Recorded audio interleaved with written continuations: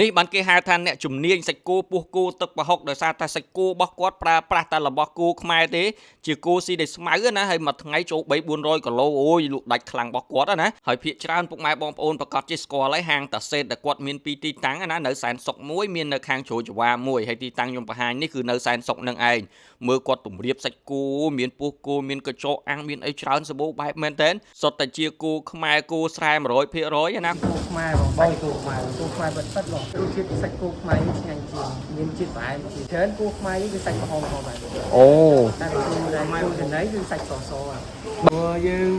បដោតទៅលើម្ហូបខ្មែរបងពិសេសគ្រឿងគោថាគាត់ប្រាប់ខ្ញុំពីរបៀបមើលទៀតណាគាត់ថាអូគោខ្មែរដែលស៊ីស្មៅហ្នឹងគឺសាច់វារៀងក្រហមប៉ុន្តែបើគោស៊ីចំណីដូចស៊ីរបៀបកាកបិយាកាអីហ្នឹងគាត់ថាវាសាច់វារៀងសរៀងស្លេកអញ្ចឹងណានេះចេះបានប្រយោជន៍មួយគឺចេះដឹងពីរបៀបមើលសាច់គោហើយនៅហ្នឹងគឺគាត់មានលក់ច្រើនសម្បូរបែបណាស់ពុកម៉ែបងប្អូនមិនថាសាច់គោអាំងទឹកប្រហុកមានកសោមដោះគោអាំងកញ្ចក់អាំងពោះគោទឹកប្រហុកអីចឹងទៅឬក៏អាស្មងគោអាំងនេះគឺសុទ្ធតែជាមនុយប្រចាំហាងហើយស្មងគោអាំងនេះហៅឲ្យគាត់ថែម free ជាមួយនឹងស៊ុបល្ហុងឲ្យយើងទៀតបាយឆា79គេហៅថាបាយឆាខ្ទឹមលីងអីចឹងណាហើយគាត់ក៏មានជាញោមពោះគោទៅយងចេកច្រើនសម្បូរបែបមានតាំងពីអណ្ដាតគោឆាកឆែតនឹងក្រងមានម្ជូរគ្រឿងពោះគោត្រាវដុំឆឹងស្ករមានតាំងពីត្រីកែអាំងសរសៃខួរខទីវណាច្រើនសម្បូរបែបណាស់ហើយអ្វីដែលសំខាន់មួយទៀតកន្លែងគាត់នៅ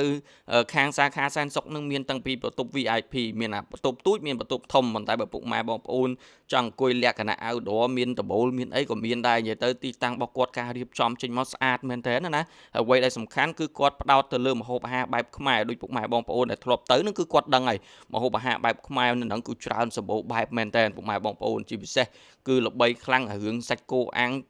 ទឹកប្រហុកជាមួយនឹងឯណាកសោមដោះគោអាំងហ្នឹងគឺសុទ្ធតែជាមនុយពិសេសប្រចាំហាងហើយអ្វីមួយទៀតគឺគាត់មានលក់ជាប្រភេទបង្អែមមានចំហួយខ្ទិះដូងតកកឈូសដូងកអូបបបរសដែក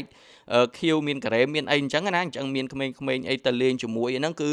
អាចទៅអង្គុយញ៉ាំមានផ្អែមច្រើនសម្បូរបែបមែនតើមានតាំងពី playground សម្រាប់ក្មេងៗគាត់លេងគាត់អីហើយតាំងពីកន្លែងទីតាំងមានកញ្ចុះមានអីច្រើនសម្បូរបែបដូចពុកម៉ែបងប្អូនទាំងអស់គ្នាបានឃើញអញ្ចឹងបុគ្គលិកគាត់ច្រើនដោយសារតែគាត់លក់ដាច់ខ្លាំងណាគាត់ថាមួយថ្ងៃបើសិនជាចំថ្ងៃ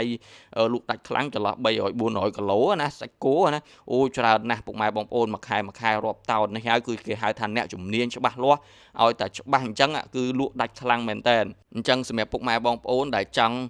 សាករសជាតិម្ហូបអាហារខ្មែរយើងសម្បូរបែបមានតាំងពីសាច់គោអាំងទឹកប្រហុកពោះគោទឹកប្រហុកអីហ្នឹងអាចទៅរកបាននៅតាសេតណាទីតាំងព័ត៌មានលម្អិតបន្ថែមខ្ញុំនឹងតម្លាក់ជូននៅក្នុង comment វីដេអូខាងក្រោមហើយវីដេអូខ្ញុំមានតែប៉ុណ្្នឹងទេអរគុណពុកម៉ែបងប្អូនទាំងអស់គ្នាដែលបានតាមដានវីដេអូមួយនេះចាំជួបគ្នានៅវីដេអូក្រោយទៀត